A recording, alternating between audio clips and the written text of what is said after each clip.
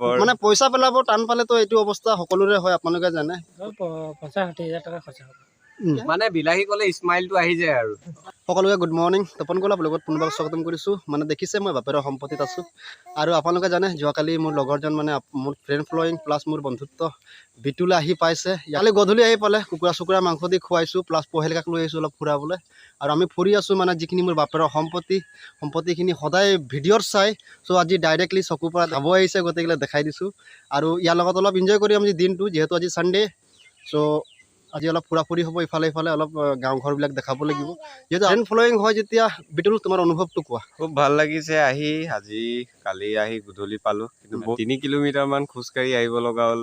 না তাত মোৰ ভুল নাই, মানে টুকটুকি নাপায়, মই কি কৰিম তাত। মানে পইচা পেলাব টান পালেতো এইটো অৱস্থা সকলোৰে হয়, আপোনালোকে জানে। পইচা যদি নেপেলাইতো এনেকৈ খোজ কাঢ়িবই লাগিব। माफ करना गुस्से में इधर उधर निकल जाता তাতে আকৌ কৰ্মী হয় ন, কৰ্মী হয় অলপ চিপচ মানে।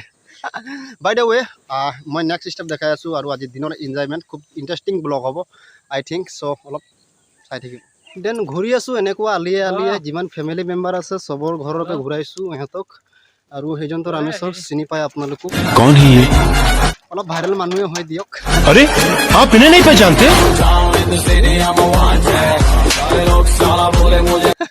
আৰু এতিয়া আকৌ পুনৰ যাম ঘৰলৈ, ঘৰত গৈ ভাতকেইটা খাই ল'ম, আকৌ আৰম্ভ কৰিম আজিৰ যাত্ৰা। এনেকুৱাই অলপ গৰমে আৰু গৰমটো পৰিছে, চ' জেকেটবিলাক অলপ খুলি দিছোঁ।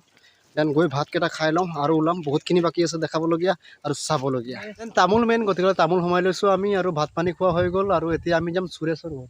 হয় নিশ্চয় সুৰেশৰ ঘৰলৈ যাম। তপনে ঘৰ যাব ওলাইছোঁ। তপনে যিধৰণে মানে ব্যৱহাৰ কৰিলে বা সন্মান যাচিলে তাৰ কাৰণে ধন্যবাদ জনাইছোঁ। আৰু সুৰেশৰ মানে সুৰেশৰ আগৰ পৰাই চিনি পায়, তাৰ ফাৰ্ম এখন আছে আৰু তাৰলৈকে আমি গৈ আছোঁ এতিয়া। আৰু ফাৰ্মখন চাম আৰু বিটুলে ফাৰ্মখন চাই বিদায় ল'ব।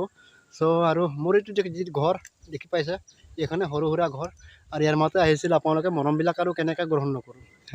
তো গতিকেলৈ এতিয়া আমি সুৰেশৰ ঘৰলৈকে যাম। তাৰ ফাৰ্মত অলপ চাবলগীয়াখিনি চাম বা বুজিব, কাৰণ ইজনো বা মই বা আপোনালোকেও এদিন ফাৰ্ম যদি কিবা অপেনিং কৰিব খুজিছে, তাৰ পৰা অলপ দুটা কথা জানি ল'ম যে কেনেকৈ ফাৰ্ম কৰিব আৰু কেনেকৈ পোৱালিবিলাক ডাঙৰ কৰিছে, এইবিলাকে লাভালাভ কি আছে সেইবিলাকৰ ওপৰতে কথা পাতিম। আৰু এতিয়া গুচি গৈছোঁ এখনো বাই ঘৰ। We are going to Suresh ঘৰ। এইটোৱে হ'ল সুৰেশ ঘৰ। আৰু বিটুলে যেনেকৈ খুলিছে যেনিবা ইয়াৰহে আৰু চিনাকি আৰু একো চব আৰু মই পাছুৱাই আছোঁ। কেনেকুৱা ভাল? কেনেকুৱা বৃষ্টি পিৰিয়া, ভালে আছা? ভালে আছা? আৰু সেইফালে যাম, সিফালে আগবাঢ়ি গৈ আছে আৰু আমি ফাৰ্ম যাম। যিহেতু এখন দেখিছে ইমান ডাঙৰ ফাৰ্ম এখন, ইয়াত ব্ৰইলাৰ পোৱা হয়। আৰু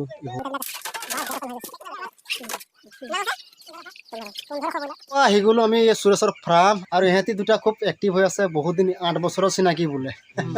ফাৰ্ম কেনেকুৱা আছে? ভালেই ভালেই চলি আছে। লাভালাভবিলাক কি? লাভালাভ বুলি ক'লে আৰু কি হ'ব, দিনটোত মানে বেলেগ ঘৰত হাজিৰা কৰাতকৈ আৰু ইয়াতে হাজিৰা হোৱাৰ নিচিনা হৈছে আৰু। আচ্ছা, যদিও মাহত কিমান টকা উপাৰ্জন কৰিব পাৰি? মিনিমাম মানে 20,000 টকা। এনেকুৱা বহুত মানুহ এক্টিভিট হৈ থাকে যে বোলে ময়ো কৰিম। তো তেনেকুৱা মানুহবিলাকক মানে কি মন্তব্য দিব খুজিবি যে যিখিনি কৰিব খুজি? যিখিনি কৰিব বিচাৰে, মানে কৰিব পৰাটোৰ ওপৰতে কথা। যদি কৰিব বিচাৰে, ইচ্ছা থাকে, তো ইচ্ছা থাকিলে কৰিব পাৰে আৰু। আচ্ছা, যিটো নেকি প্ৰথম একটা ব্যৱসায় আৰম্ভ কৰিবলৈতো টকা পইচাৰ প্ৰয়োজন হয়েই, যিকোনো বিজনেছ হওক। চ' এইটো ক্ষেত্ৰত মানে কি ফাৰ্ষ্ট টাইম এইটো যদি ঘৰ চৰ কিবা এইবিলাকত ইনভেষ্টমেণ্ট কি কৰিব পাৰিবা? এইটোতো এবাৰ বনাই দিলেতো আপোনাৰ 1 yearলৈকে চলি থাকে, মানে ইনকাম চলি থাকে।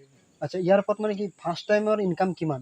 ফাৰ্ষ্ট টাইমৰ ইনকাম ধৰ এতিয়া এই যেনেকৈ মানে ফাৰ্মটোৰ ওপৰত কথা। যেতিয়া যিমান দীঘল হয় বা ডবল হয়, পোৱালি বেছি যদি কৰে তেতিয়াহ'লে অলপ বেছি হয় আৰু।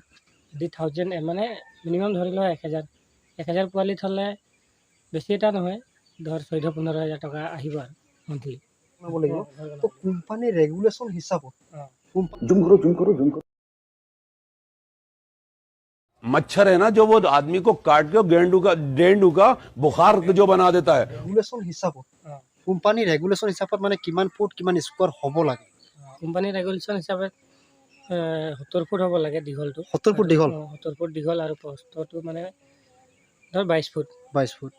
তো এই 70 × 22 এইটো কৰিবলৈ কিমান মেক্সিমাম খৰচা কিমান হয়? মেক্সিমাম খৰচা ধৰ 50-60 হাজাৰ টকা খৰচা হ'ব।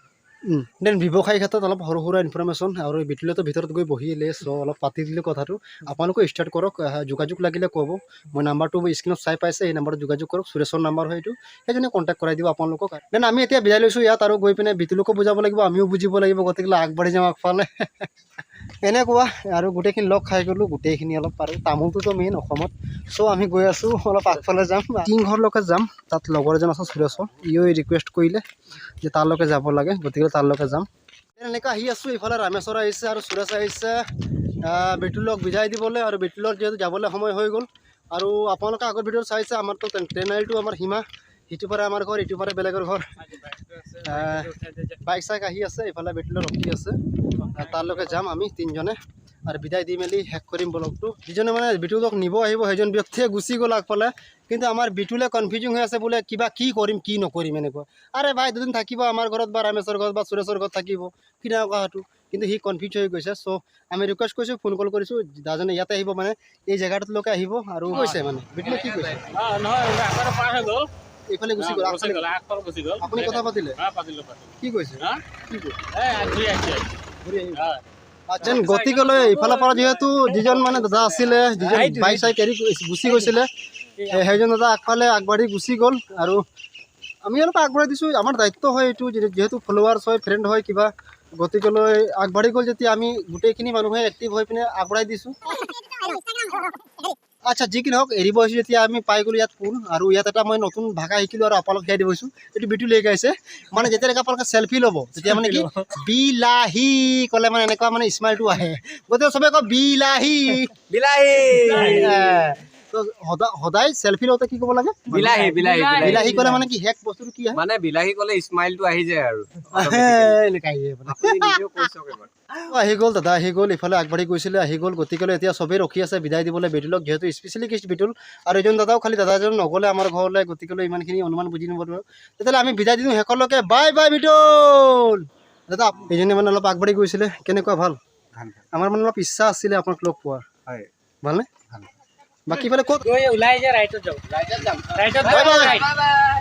বিদায় দিলোঁ আৰু এনেকৈ গৈ আছোঁ আমি এইফালে বাকীখিনিয়ে ক'ব ৰামেশ্বৰ আৰু সুৰেশে মানে কি বহুত দিনৰ পৰা মানে কৈয়ে আছিলে যে এদিন যাম ভালকে এদিন যাম আহিলে ভালকে কি দিব পাৰিলোঁ কি দিব পাৰিলোঁ কি দিব নোৱাৰিলোঁ সেইটো বিটুলৰহে চোৱাচিত্ৰ বিষয় আমি যিমান পাৰোঁ আমাৰ ফালৰ পৰা কৰিলোঁ আৰু যিমান সময় পাব লাগিছিলে সিমান সময় নাপালোঁ আৰু যি পালোঁ আৰু জাষ্ট গ'লে আৰু যিমান বহুত দিনৰ ইমান দিনৰ চিনাকি জাষ্ট পালোঁ মানে একটা মুহূৰ্তৰ কাৰণে পালোঁ আৰু গুচিয়ে গ'ল সেইটো কাৰণে অলপ বেয়া লাগিছে আৰু আমি এতিয়া ঘূৰি গৈছোঁ ঘৰলৈ মানে আমাৰ যিমান ইচ্ছা আছিলে এইখিনি আমি দিব নোৱাৰিলোঁ টাইম মানে আমি স্পেণ্ড কৰিব নোৱাৰিলোঁ ৰাইট তেনেকুৱাই তো আজিৰ ভিডিঅ'টো ইমানতে আৰু খতম কৰি দিছোঁ বাই বাই আপোনালোকে নিজৰ ধ্যান ৰাখিব জয় আই অসম